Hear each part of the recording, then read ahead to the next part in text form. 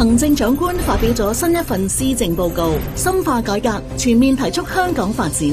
我會通過產業發展同革新，創造更多優質就業機會。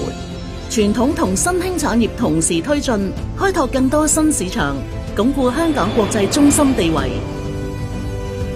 我會拆牆鬆綁，加快發展北部都會區。教育、科技、人才一體化發展，文化、體育、旅遊共展香港獨有魅力。我會加大力度改善民生，增加房屋供應，豐富置業階梯，改善公營醫療服務，加強基層醫療，扶老助弱，大力培育本地人才，為青年人創造更廣闊嘅發展空間。